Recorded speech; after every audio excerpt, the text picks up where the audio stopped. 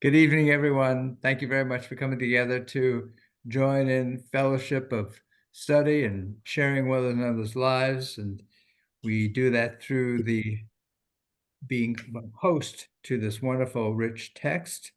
That of this week, we are in the book of Exodus. We're in chapter 25, beginning with verse 1. It's called Parshat Terumah, which means gifts or donations.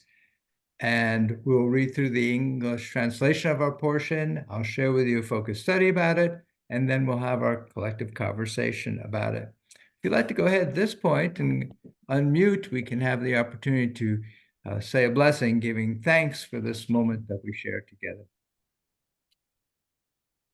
Baruch atah Adonai Eloheinu melech haolam asher kipanu mitzvotav v'tzivanu la'asot b'divrei Torah. Thank you, God, for the opportunity to immerse ourselves in words, deeds, and relationships of Torah. I'll share with you the opening verses, and I'll invite others to have an opportunity to read as well, beginning with Book of Exodus, chapter 25, verse 1. God spoke to Moses, saying, "Tell the Israelite people to bring me gifts. You shall accept gifts for me from every person whose heart so moves them. And these are the gifts that you shall accept from them: gold, silver, and copper, blue, purple, and crimson yarns, fine linen, goat's hair, tan ram skin, dolphin skins, and acacia wood, oil for lighting, spices for the anointing oil and for the aromatic incense, lapis lazuli and other stones for setting for the ephod and for the breastpiece. And let them make me a sanctuary that I may dwell among them, exactly as I show you, the pattern of the tabernacle and the pattern of all its furnishings, so shall you make it." Richard, do you want to continue there at verse 10? Thank you, Rabbi. They shall make an ark of acacia wood, 2.5 cubits long, 1.5 cubits wide, and 1.5 cubits high. Overlay with pure gold, overlay it inside and out, and make upon it a gold molding round about. Cast 4 gold rings for it, to be attached to its 4 feet, 2 rings on one of its side walls and 2 on the other. Make the poles of acacia wood and overlay them with gold.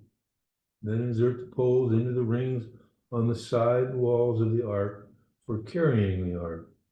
The poles shall remain in the rings of the ark. They shall not be removed from it. And deposit in the ark the tablets of the pact which I will give you. Thank you so much. And Jim, would you like to continue there at verse 17? Thank you, Rabbi. You shall make a cover of pure gold, 2.5 cubits long and 1.5 cubits wide. Make 2 cherubim of gold, make them of hammered work at the 2 ends of the cover. Make 1 cherub at one end and the other cherub at the other end. Of one piece with the cover shall you make the cherubim as its 2 ends. The cherubim shall have their wings spread out above, shielding the cover with their wings. They shall confront each other, the faces of the cherubim being turned toward the cover. Place the cover on top of the ark after depositing inside the ark the pact that I will give you. There I will meet with you, and I will impart to you from above the cover, from between the 2 cherubim that are on top of the ark of the pact, all that I will command you concerning the Israelite people. Thank you so much. Marty, you want to continue there at verse 23? Yes, thank you, Rabbi. You shall make the wood 2 cubits long, 1 cubit wide, and 1.5 cubits high. Overlay it with pure gold and make a gold molding around it. A hand's breadth to make a gold molding for its rim round about. 4 gold rings for it, and attach the rings to the 4 corners at the 4 legs. The ring shall be next to the rim as holders for poles to carry the table. Make the poles of acacia wood and overlay them with gold. By these the table shall be carried. Make its bowls, ladles, jars, and jugs with which to offer libations. Make them of pure gold. And on the table you shall set the bread of display to be before me always. Thank you, Marty. And David and Susan want to continue there at verse 31. Susan's on the phone with Rabbi Miriam. She'll be right back. So we'll do it next time. Okay, Hang so around. let me pick up Kath and ask if you'd like to read there at verse 31. Yes, thank you, Rabbi. You shall make a lampstand of pure gold. The lampstand shall be made of hammered work. Its base and its shaft, its cups, calyxes, and petals shall be of one piece. 6 branches shall issue from its sides, 3 branches from one side of the lampstand, and 3 branches from the other side of the lampstand. On one branch there shall be 3 cups shaped like almond blossoms, each with a calyx and petals. And on the next branch there shall be 3 cups shaped like almond blossoms, each with calyx and petals. So for all 6 branches issuing from the lampstand. And on the lampstand itself there shall be 4 cups shaped like almond blossoms, each with calyx and petals. A calyx of one piece with it under a pair of branches, and a calyx of one piece with it under the second pair of branches, and a calyx of one piece with it under the last pair of branches. So for all 6 branches issuing from the lampstand. Their calyxes and their stems shall be of one piece with it, the whole of it a single hammered piece of pure gold. Make it 7 lamps. The lamp shall be so mounted as to give the light on its front side, and its tongs and fire pans of pure gold. It shall be made with all these furnishings out of a talent of pure gold. Note well and follow the patterns for them that are being shown you on the mountain. Thank you. And Susan and David, would you like to continue there at the very start of chapter 26? Yes, thank you. And the tabernacle you shall make with 10 panels of twisted linen, and indigo, and purple, and crimson, with cherubim. Designer's work you shall make them. The length of the panel is 28 cubits, and a width of 4 cubits to the one panel, a single measure for all the panels. 5 of the panels shall be joined to each other, and the other 5 joined to each other, and you shall make indigo loops along the edge of the outermost panel in the set. And thus shall you do on the edge of the outermost panel in the other set. 50 loops you shall make in the one panel, and 50 loops you shall make in the outermost panel, which is in the other set, the loops opposite one another. And you shall make 50 golden clasps, and you shall join the panels to one another with the clasps, that the tabernacle be one whole. And you shall make curtains of goat's hair for a tent above the tabernacle. You shall make them 11 curtains. The length of one curtain shall be 30 cubits, and the width of one curtain 4 cubits. One size for 11 curtains, and you shall connect 5 of the curtains by themselves and 6 of the curtains by themselves, and you shall double fold the 6th curtain opposite the front of the tent.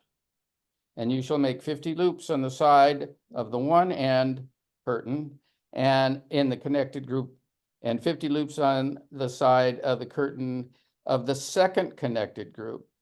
And you shall make 50 clasps of bronze and bring the clasps into the loops and connect the tent. And it will be one.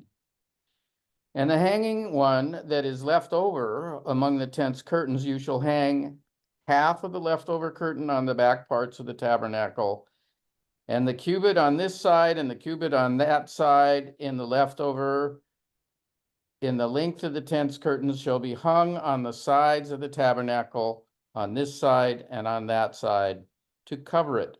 And you shall make a covering for the tent of ram skins dyed red, and a covering of leather skins above. Thank you. Robert, would you like to continue there at verse 15? Yes, thank you. And thou shalt make boards for the tabernacle of shittim wood standing up. 10 cubits shall be the length of a board, and 1.5 cubits shall be the breadth of one board. 2 tenons shall there be in one board, set in order one against another. Thou shalt make for all the boards of the tabernacle. And thou shalt make the boards for the tabernacle 20 boards on the south side, southward, and thou shalt make 40 sockets of silver under the 20 boards, 2 sockets under one board for his 2 tenons, and 2 sockets under another board for his 2 tenons. And for the second side of the tabernacle on the north side, there shall be 20 boards, and there 40 sockets of silver, 2 sockets under one board, and 2 sockets under another board. And for the sides of the tabernacle westward, thou shalt make 6 boards, and 2 boards shalt thou make for the corners of the tabernacle in the 2 sides. And they shall be coupled together beneath, and they shall be coupled together above the head of it unto one ring. Thus shall it be for them both. They shall be for the 2 corners. And they shall be 8 boards, and their sockets of silver, 16 sockets, 2 sockets under one board, and 2 sockets under another board. And thou shalt make bars of shittim wood, 5 for the boards of the one side of the tabernacle, and 5 bars for the boards of the other side of the tabernacle, and 5 bars for the boards of the side of the tabernacle, for the 2 sides westward. And the middle bar in the midst of the boards shall reach from end to end. And thou shalt overlay the boards with gold, and make their rings of gold for places for the bars. And thou shalt overlay the bars with gold. And thou shalt rear up the tabernacle according to the fashion thereof, which was showed thee in the mount.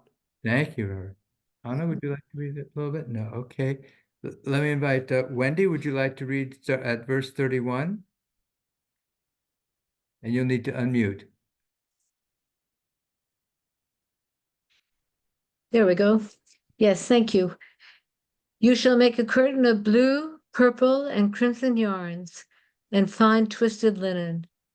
It shall have a design of cherubim worked into it. Hang it upon 4 posts of acacia wood overlaid with gold, and having hooks of gold set in 4 sockets of silver. Hang the curtain under the clasps, and carry the ark of the pact there, behind the curtain, so that the curtain shall serve you as a partition between the holy and the holy of holies. Place the cover upon the ark of the pact in the holy of holies. Place the table outside the curtain, and the lamps stand by the south wall of the tabernacle opposite the table, which is to be placed by the north wall. You shall make a screen for the entrance of the tent of blue, purple, and crimson yarns, and the fine twisted linen done in embroidery. Make 5 posts of acacia wood for the screen, and overlay them with gold, the hooks being of gold, and cast for them 5 sockets of copper. Thank you. Justin, would you like to read starting at the very beginning of chapter 27? Thank you, Rabbi. Let's see here.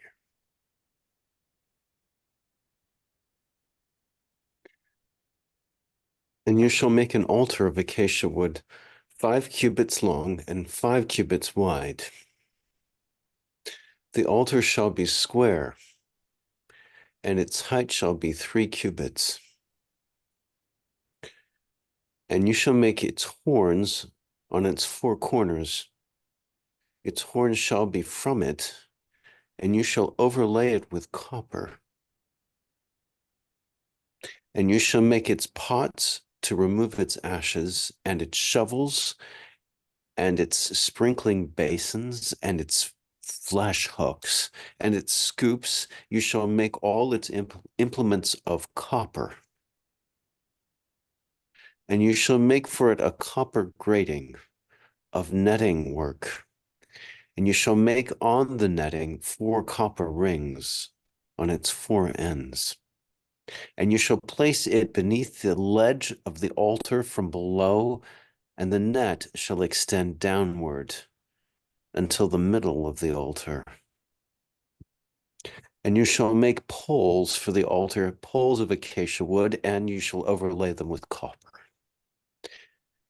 And its poles shall be inserted into the rings, and the poles shall be on both sides of the altar when it is carried.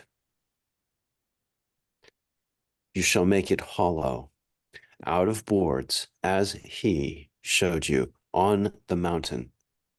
So shall they do. Thank you so much. And Margot, would you like to read verse 9?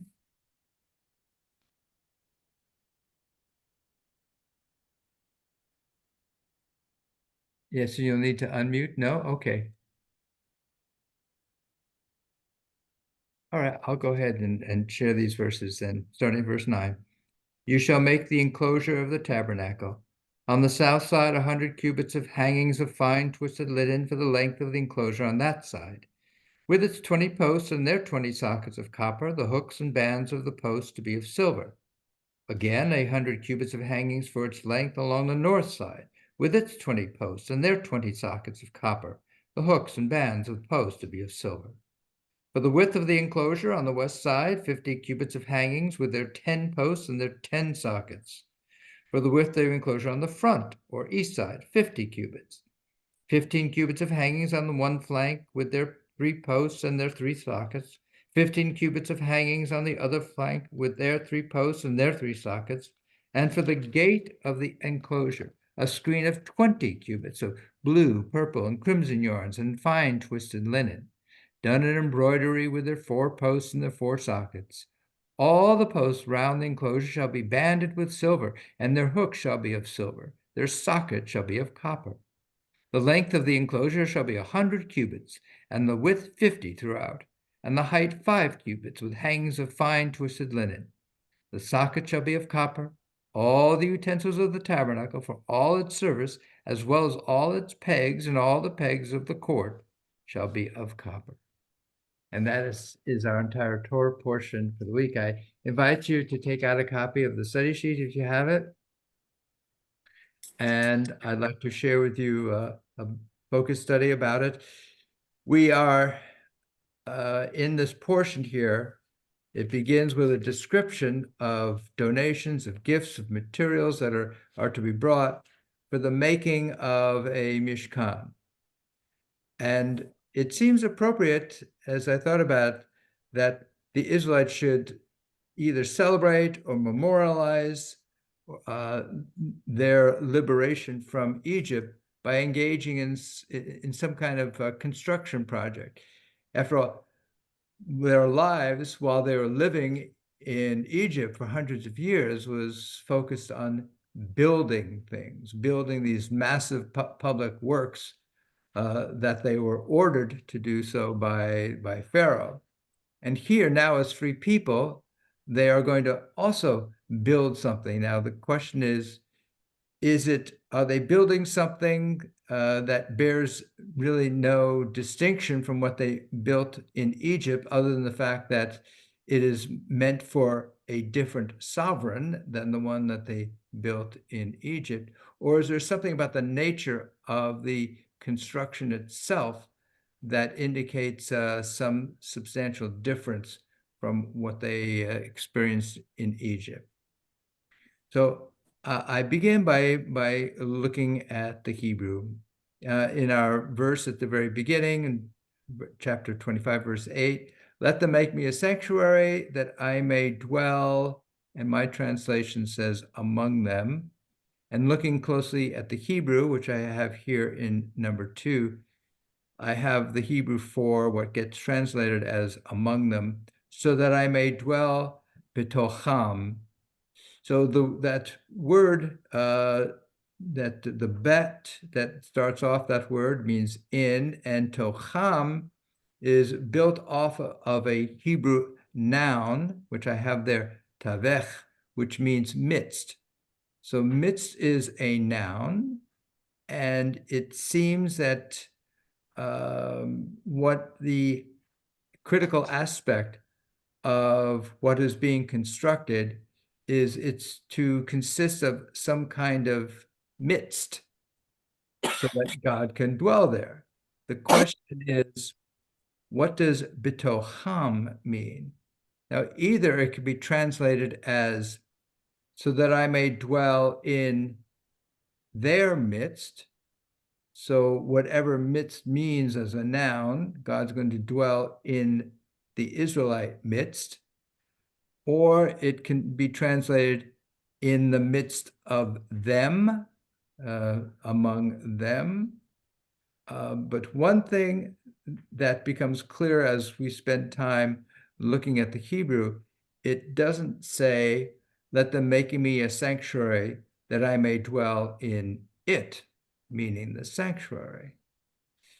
So first, a key part of this construction project is it's going to have some kind of mixedness, some kind of openness, some kind of space, and also, surprisingly, what's being constructed is not a physical building that God is going to dwell in, but God is going to dwell apparently within or among or in the midst of the people as a consequence of this project, this building project. So we're playing a little bit with, well, what exactly is being built? What's the nature of this construction project? And we certainly have a lot of details about what this physical structure is going to look like, but it seems as if that physical structure that's being designed is not exactly what God is going to dwell in. Although there is, as we read, aspects in which God's presence will be felt, but the dwelling aspect of it is not in the physical structure, but within the people themselves. So that reminds me of a very fundamental Hasidic notion, which I have here in number 3, which is considering this existential question about what's the purpose of being alive. And the Hasidic answer to that is, we're here to make a home for God in the material world. Well, what does that mean to make a home for God in the material world? Well, Rabbi Menachem Eno Schneerson goes a little bit deeper into that, and here's number 4. To make our world a home for God, we must recast the very foundations of its identity from a self-oriented entity into something that exists for a purpose that is greater than itself. The first step involves priming the material resource as a vessel for godliness, Klei Kadosh. Making ourselves vessels for godliness is a greater feat than actually bringing godliness into our lives. So now Rabbi Schneerson seems to be saying the real building project is not this physical structure, but the real building project has to do with a reconstruction project, really, a reconstruction of the human self, to make the human self capable of bearing the divine, of bearing God within. And she says that's a very hard project to engage in.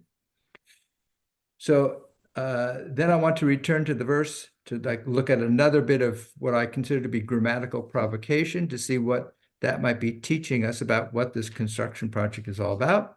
So going back to the verse, it says, let them make me a sanctuary that I may dwell among them, and so shall you make it. So there's Hasidic commentary in particular that kind of looks at this and wonders, why does it start off by saying, essentially, they shall make me a sanctuary, and then later it says, and you shall make a sanctuary. And so here's one Hasidic commentary on the meaning of that transposition of pronouns. Moses and his generation conceived of the sanctuary by their own light, their own vision, and so shall you make it, means you shall make God's sanctuary according to the visions of your own time and place. So here we have this notion so far that, first of all, this construction project has something to do with space. It may have something to do with space, not just in the material, physical world, but also some kind of space within the human being. It involves perhaps some kind of recasting of one's identity. If we are some of the basic building blocks of this construction project, then we have to reformulate the very foundations of that project by becoming people capable of allowing the divine to dwell within us. And then our last Hasidic commentary indicates that this is a project that didn't happen just once.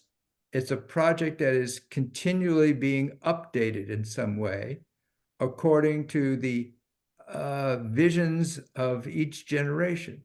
So it's not merely a physical structure, it is some kind of project that is constantly being reimagined, redesigned, and that allows God to dwell within us. So I'd like to follow a little bit more. If it's not a dwelling like a temple, but it is really a community, if you will, that is what God dwells within, then we're now talking about something that involves evolution, development, movement, dynamic change, re-envisioning. Okay, so I'd like to explore that a little bit further. And if we turn over our study sheet, want to remind us that this notion about the dynamic, evolving, innovating, changing aspects of this God dwelling is not something that's of a modern commentary, because we find hints of it in our sacred literature as well. So this is in number 6 on our study sheet. This is from the second book of Samuel. From the day that I brought the people of Israel out of Egypt to this day, I have not dwelt in a house, but have moved about in tent and mishkan. So this is interesting because this week's Haftarah portion from the first book of Kings is about King Solomon, who is designing a structure to hold the ark, and it's a great big building. And here we have this bit of, if you will, counter commentary in the book of Samuel that seems to be saying, I, God, am about movement. I am about energy. I'm about change. I'm about dynamism. And therefore, the idea that I could be contained and that my presence could be defined by a massive physical structure doesn't really begin to describe my nature and my relationship with you. My relationship and my nature and my relationship with you, according to Samuel, is better described as not remaining still, but moving about, walking, and not what a solid structure, but more along the lines of a tent and what we have just read about, a mishkan.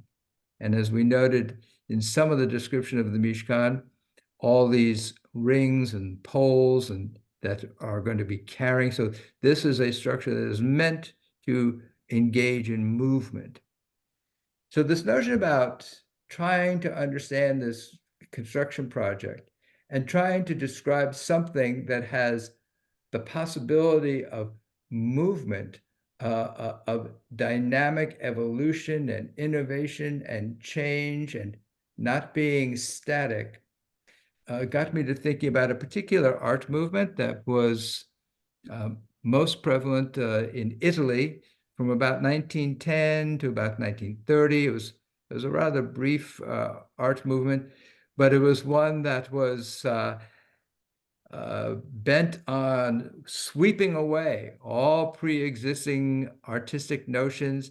It wanted to do away with the aristocracy. It wanted to do away with existing standards of art, and it embraced above all modernity. It embraced technology. It embraced urban life, and above all, it embraced speed and motion.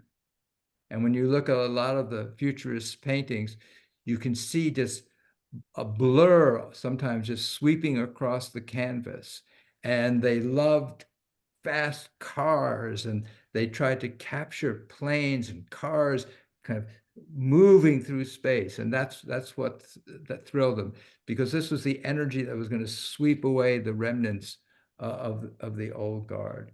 So I have here in number 7 from Technical Manifesto of Futurist Painting, as written by one of the founding and most influential members of the Futurist art movement, Umberto Boccioni, who died rather young. He died actually as a result of World War I. He wrote in his manifesto, "Our growing need of truth is no longer satisfied with form and color as they have been understood hitherto. The gesture we would reproduce on canvas shall no longer be a fixed moment in universal dynamism. It shall simply be the dynamic sensation itself. Indeed, all things move, all things run, all things are rapidly changing. A profile is never motionless before our eyes, but it constantly appears and disappears." For the artwork I wanted to share with you is by Norman Garbati. Norman Garbati was a man who studied at Yale University. He studied art with Joseph Albers. He studied with the great architect Louis Jacobs. And he learned from them, in particular, that even bricks themselves have a life of their own. They have an organic life, and they have a life that is almost sentient, that can speak to the architect and can tell the architect, "I want to be an arch."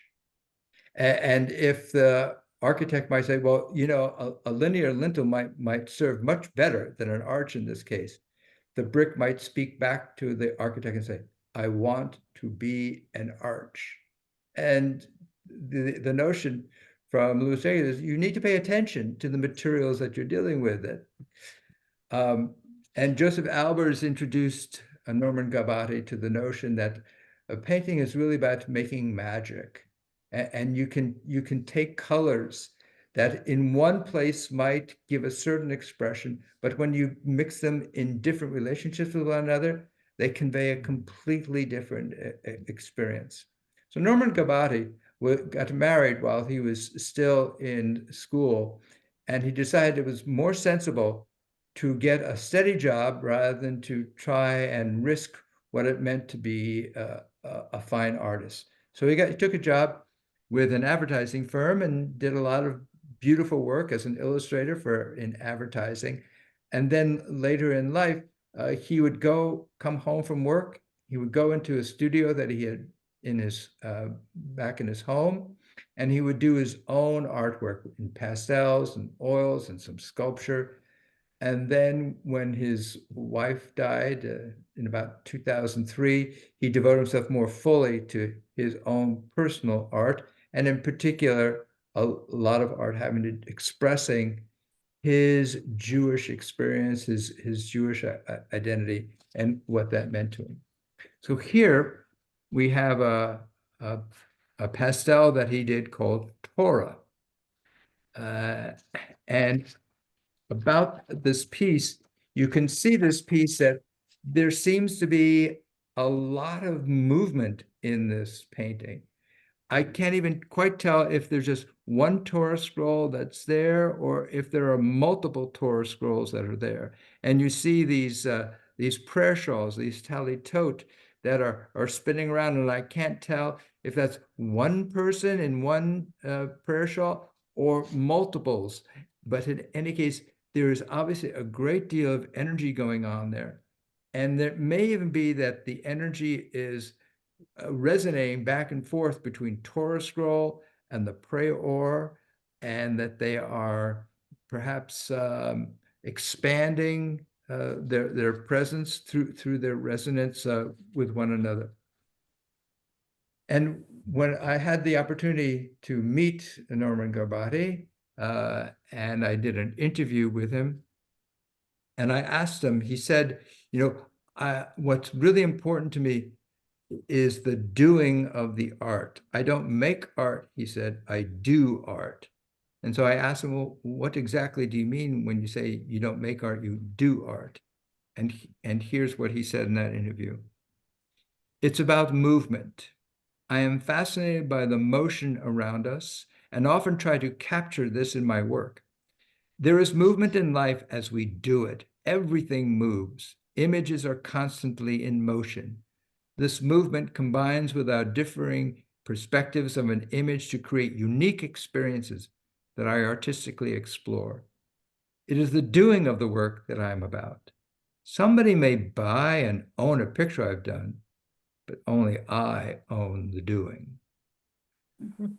He was greatly influenced, Norman Garbati was greatly influenced by the futurist art movement. And you can see this sense of what he's concerned about is not the final resting image that might appear on a canvas. What he's really thrilled about is the activity of making the art and trying to convey what ends up on the canvas, that sense of action and activity and motion and movement and dynamism. Because for him, that's what life is all about, the dynamic aspects, not the settled, static aspects.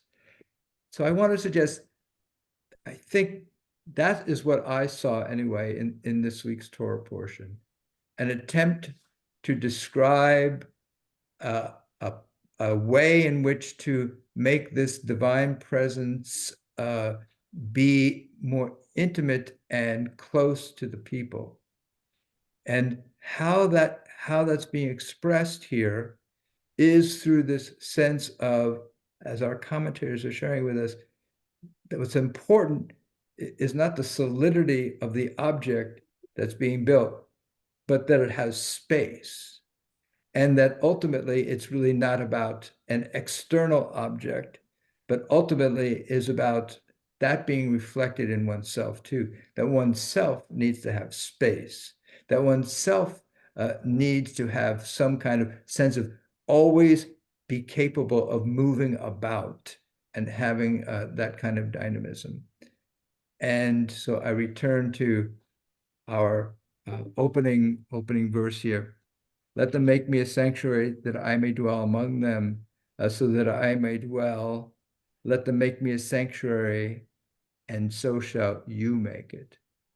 And so as we are reading about the Israelites being given instructions to make something, the Torah is also reminding us, and that's a project for each one of us as well. So with that, I'd love to know what you experienced, what you saw in our Torah portion. If you raise your hand, I'd love to call upon you.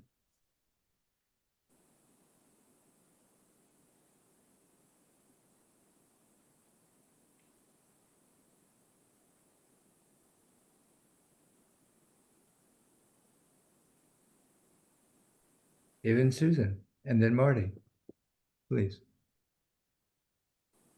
So every time I've read this portion, I'm reminded of someone or ones making a meal, bringing everybody together to consume the meal. And it's not the food and it's not the making of it. It's what takes place between all the people that are there with coming together to share and make themselves open to each other. I love it.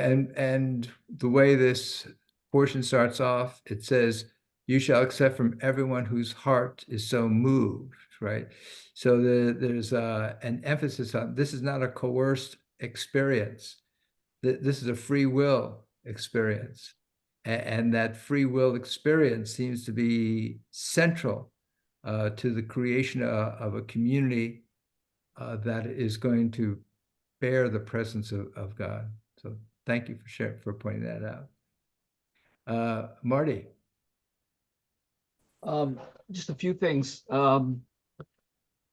About the painting, I think the date seems to be critical to me because it's 1910, and that's really just on the precipice of beginning to develop motion pictures. And you can see how your artist wanted to convey movement, but is constrained by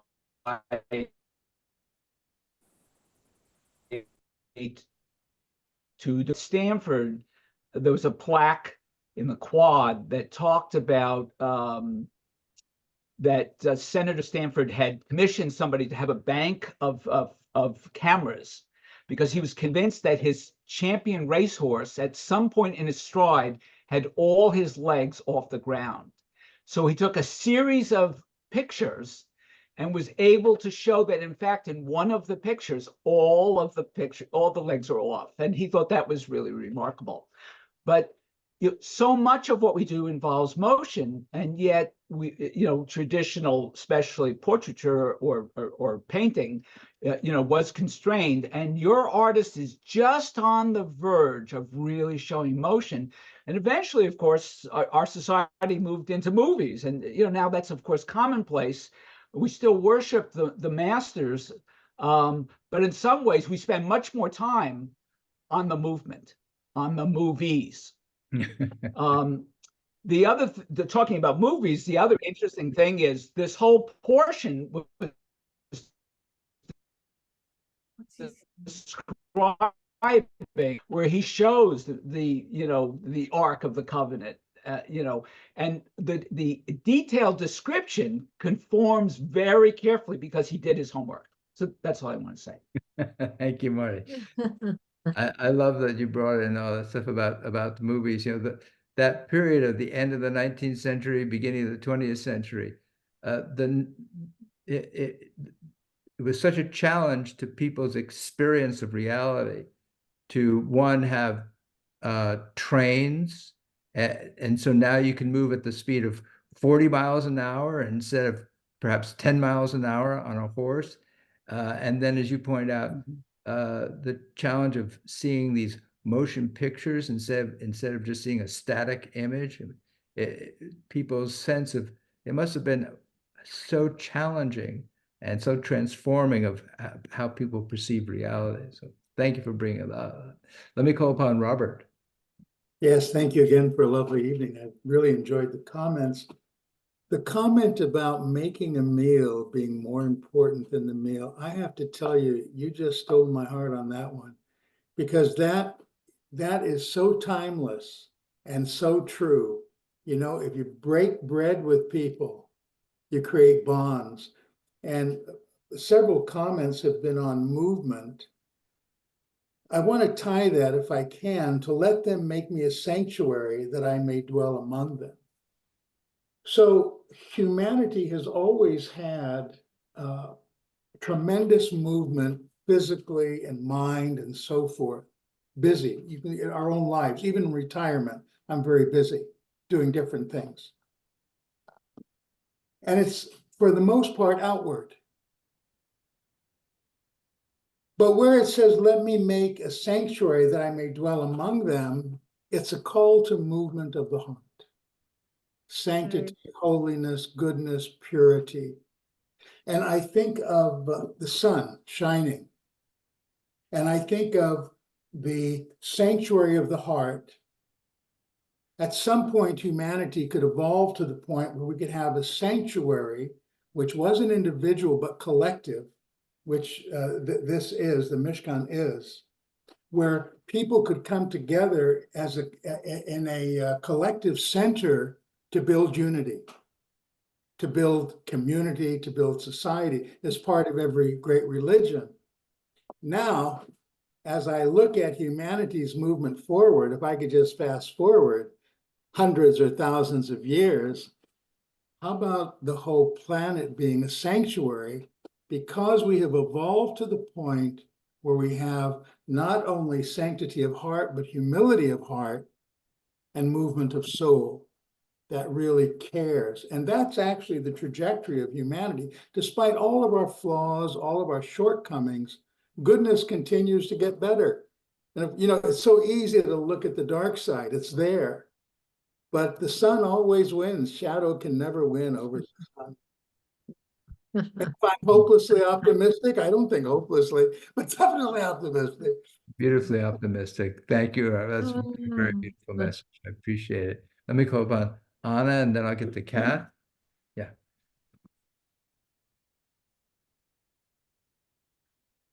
I read on my phone today a little article which I think mentioned the country of Sweden, but it might have been Iceland. Perhaps you've already all seen this, but it was like, what gift does this Scandinavian country have for the United States?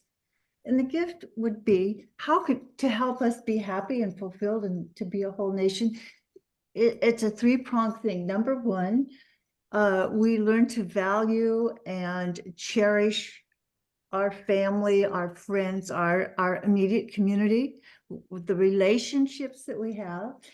Number two, that we do giving things. We volunteer. We look for ways. We offer. We present ourselves to help one another. That you know, just whatever someone needs. If you can see it, do it, or have someone else help you do it. And third was to find your own personal calling, to know what that is. Now, in that order for happiness. And then I'm reading this Torah portion with you tonight. It's so wonderful. It's like I already read it this morning. I do have one thing I'd like to ask you to do, but I don't think you could do it right now. But for everyone, I would really love to have him put this painting by Gorbati with the one that Norman Gorbati did for him after talking with him. I mean, they spent 2 or 3 days together and they just didn't stop. They just like little heads together. And they had a really good time. And then in this painting, I asked him if he would do this Torah, but show my husband's Torah. Can you Lovely. Torah with it with Lovely. heart? So do you think there's a way that you could share both of these with everyone so we can look at them together? We'll do that. Because that's what the real miracle is. And Mr. Gorbati was very busy. He was always moving. He was a small man and he was the most energetic fellow. And he didn't just, there's something about, we read about creating things and about all of the commandments of to create this and the little calyxes and making things this long and measuring and whatever, weaving and molding. He was always busy doing something. His way of loving his wife, for example, she loved French provincial furniture, and she'd spotted a little end table down at one of the furniture stores that he was sure that she was going to go buy very soon. And he had to spend most of his nights then, instead of doing his painting, he was carving. And he made the most gorgeous, beautiful piece of wood. He was a very, very, very skilled craftsman. And then he made her kitchen cabinets all hand carved and beautiful. And he expressed his love to her by his doing. That's I right. think it's all part of the same thing. Lovely. That's really We're sweet. talking about passion. Yeah, Mhm. that's right. Passion.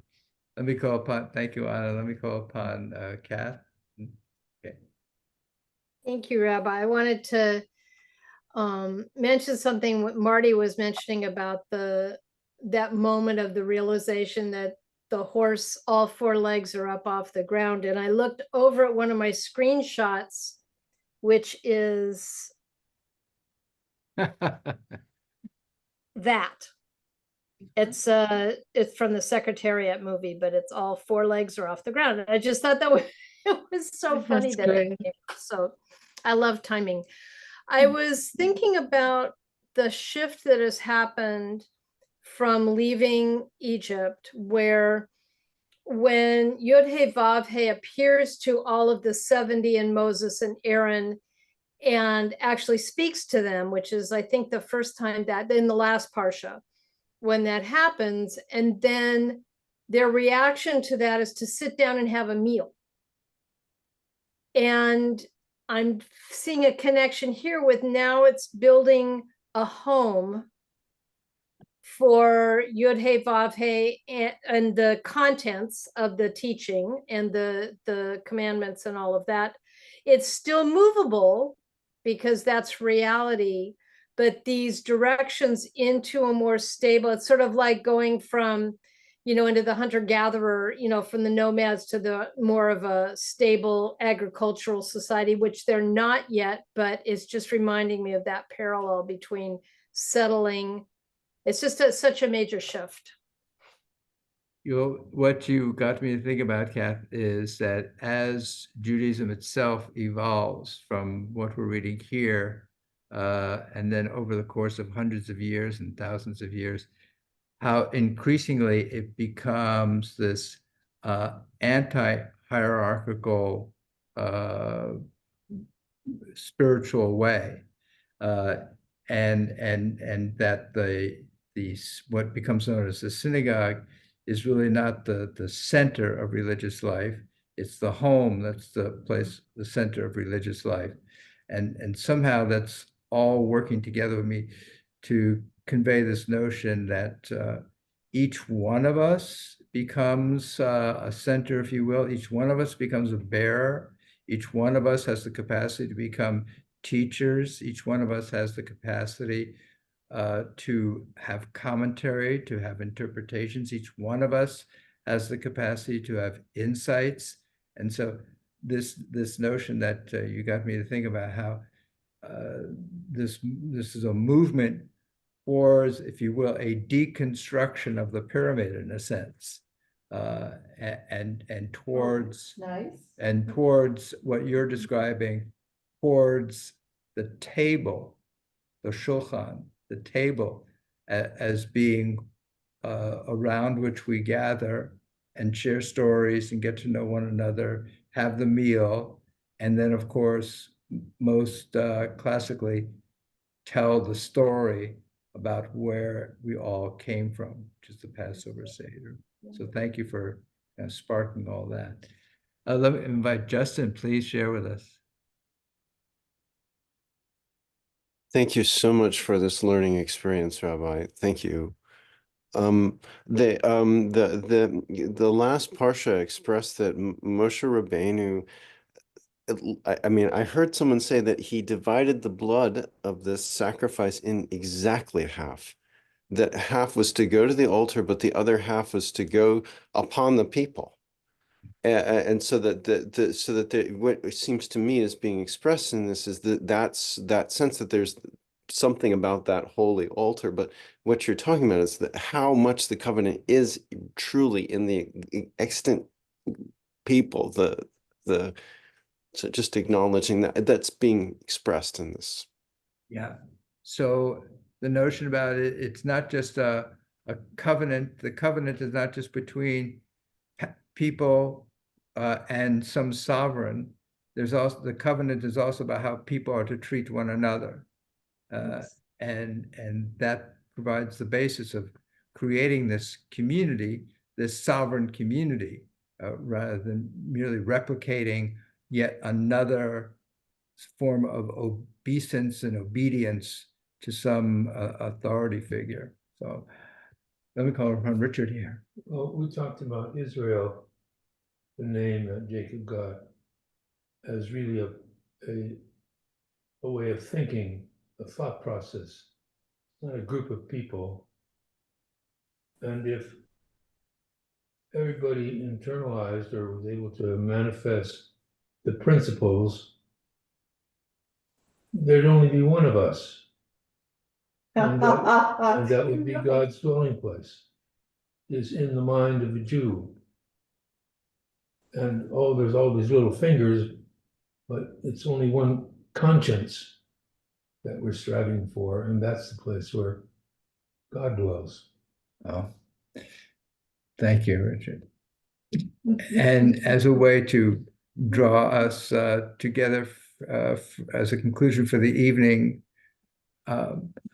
when we read this, this Torah portion in particular, as our commentators help to remind us, we're not just reading a history of the annals of something that happened once upon a time. We are also reading something that is meant to spark us into the replication of what we're reading. That what we're reading about is not something that just happened once. It's supposed to be happening all the time.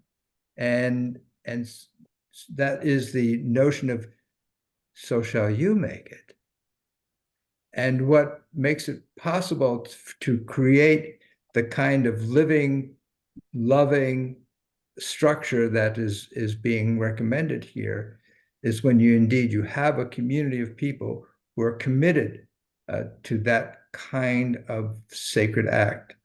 And so I'm very grateful to be sharing in a community, you who are committed to making that happen, not just reading about something that happened, but making it happen right now in our lives. Thank you so much, everyone. I'm very grateful for how you inspire me. I look forward to our next gathering. Be well, everyone. God bless. Thank you. Thank Hi, you. everybody. Thank Good you. to see